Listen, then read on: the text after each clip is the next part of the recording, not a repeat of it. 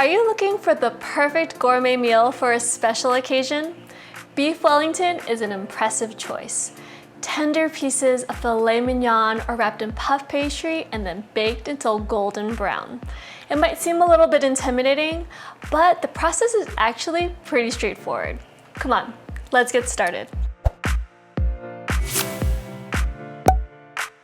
The first thing to do is defrost the puff pastry. They come in frozen sheets, so you're going to leave them at room temperature for about 30 to 40 minutes. They should be cool and pliable, which will make it much easier to work with.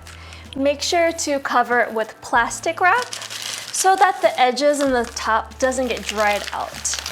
And if you don't use it right away after that 40 minutes, make sure to transfer it to the refrigerator to keep it cool. This will prevent the layers from melting together. You could also defrost it in the refrigerator for 4 hours. Set the oven rack to the middle position.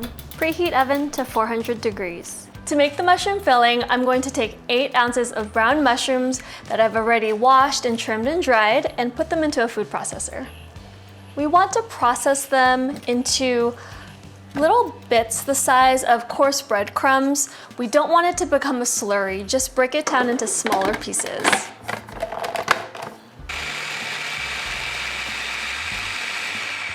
As you can see, the mushrooms are broken into smaller pieces, but they're packed with moisture, so we're going to go to the stove and saute them until that moisture evaporates. Otherwise, if you put them in raw into your puff pastry, it's gonna make it really soggy. Let's head over to the stove. Heat a medium-sized pan over medium heat. Add 1 teaspoon olive oil. Add 8 ounces of chopped mushrooms. Saute until the mixture is softened and most of the moisture has evaporated, about 5 minutes. Season mushroom mixture with 1/4 teaspoon salt and 1/4 teaspoon black pepper. Transfer mushrooms to a bowl and refrigerate until completely cooled. I have 1 pound of filet mignon steaks, 8 ounces each, and I recommend that you get at least choice or prime because they have really nice marbling or fat that runs through the meat, which is gonna make it really juicy and tender. You want to remove any tough silver skin that's on the outside of the meat because it's gonna make it really tough and chewy. I see a little bit on these steaks, so let's just transfer it to the board and see that kind of white piece of silver skin. Just slice it off as closely to the meat as possible. You don't want to remove too much of that nice beef. You want to get steaks that are at least 1.5 to 2 inches thick because if they're too thin, they're going to overcook in the oven.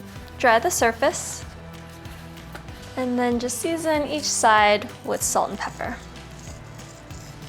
Sometimes the steaks pull apart into 2 pieces, and if that happens, to keep that nice round shape, you can just grab some butcher's twine and tie it around it. And then when you sear it, you can take it off after that process is done.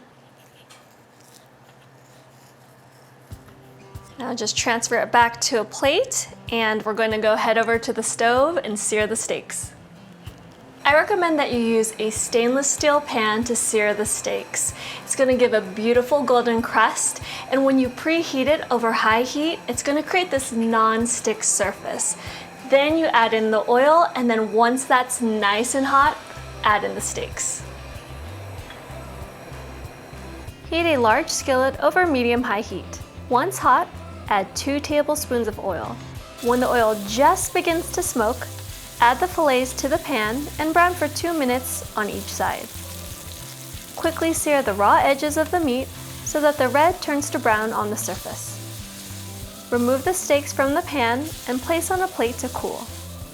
Turn off the heat and save the pan with the drippings for the mushroom sauce. The steaks are beautifully seared, and while they're still warm, I'm going to brush them with 1 tablespoon of Dijon mustard. It's gonna give a nice tangy flavor to the steaks. Flip them over and get the other side. You don't have to put on too much, just a nice thin coating. Now we're going to wrap the beef in prosciutto and mushroom filling. Grab a piece of plastic wrap, and then we're going to use 3 ounces of prosciutto, about 3 to 4 slices, depending on how wide the strips are. So just place it down onto the plastic. And they're really thin and kind of sticky, so just take your time. And then overlap them about 1/4 inch.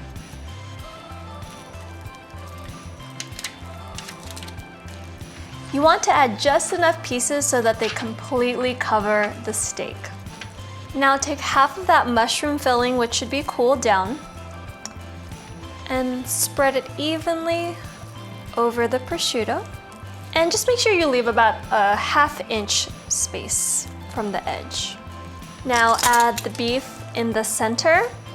And since the prosciutto is shaped like a rectangle, if the beef is more oval in shape as well, make sure that it's lengthwise. Now just bring the prosciutto over the beef to wrap it completely.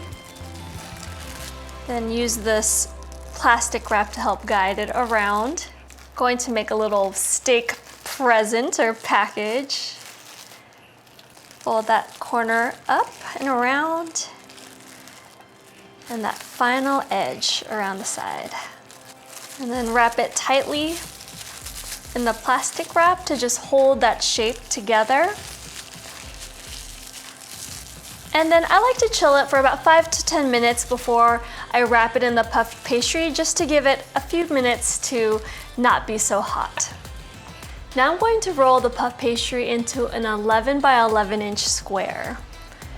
We're just going to use 1 pastry sheet for the fillets because we don't want the dough to be too thick.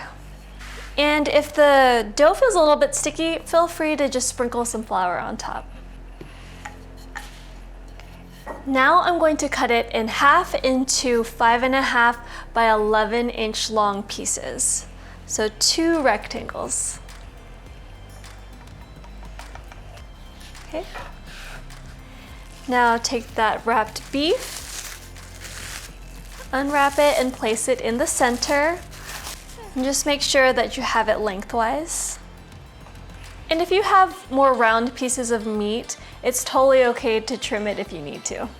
Now just take some water and a brush and just brush a little bit of the water on the edges. It's going to help it stick when we fold it together. Now just take the long end and fold it over. And press the edges. And fold the other side over. We want to make sure it's completely covered. I love making this dish for my family during the holidays because it's like little mini presents. It's the best surprise. And if you need, just add a little bit more water to help it stick. Okay, just fold it over like that. And side 2. Just fold it over so it sticks. Now we just grab a piece of plastic wrap and just wrap them up. And we're gonna chill them for about 5 minutes just to allow the butter in the dough to firm up a little bit before we bake. Right before baking, we're going to add an egg wash.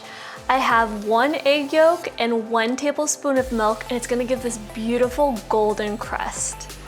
Brush the surface and the sides with the egg wash and make sure you get underneath so that that gets color changed too. Now I like to do a little bit of a shallow design. We're not going to cut all the way through to where it hits the meat, just a little score on top. So just make some diagonal lines across the pastry, just a very light touch. And then go in the opposite direction. Remember, we're not cutting through the pastry.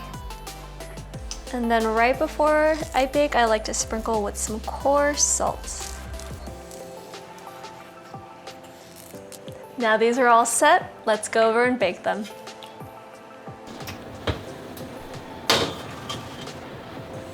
Wow, these look gorgeous. I'm just gonna check the internal temperature for doneness. If you like medium rare, you're gonna shoot for 120 to 125 degrees, and medium, 130 to 135. Now just test it in the thickest part of the meat. Perfect. These are ready. I'm going to let them rest for 10 minutes to allow for a little bit of carryover cooking. And in the meanwhile, we're gonna make the mushroom sauce. To make the mushroom sauce, I'm going to use the same pan that I used to sear the beef. It's going to have a ton of drippings and fond on the bottom, so we're going to use that to make an incredibly tasting sauce. Add a 1/4 cup red wine to the pan. Whisk to deglaze and dissolve the brown bits from the bottom of the pan. Add a 1/4 cup of chopped shallots, stirring until the wine has reduced by half and you cannot smell the alcohol. About 1 to 2 minutes.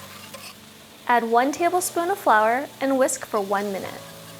Slowly add in the beef stock, whisking in about a 1/4 cup at a time until 1 cup has been added.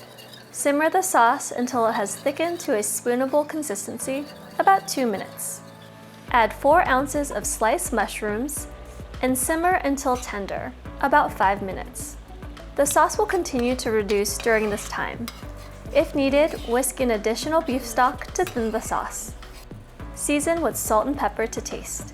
Keep warm on low heat until ready to serve. The beef Wellington has rested and it's ready. You could serve it just as is, as its own individual portion, or I'm going to slice them up so that we can reveal the beef. Wow, these are gorgeous. For a complete meal, I would serve this with some fresh green beans and my homemade mashed potatoes right here. I hope you enjoyed learning the science behind beef Wellington, and if you did, please give it a big thumbs up. It means a lot when you do. See you in the next video. And don't forget the mushroom sauce.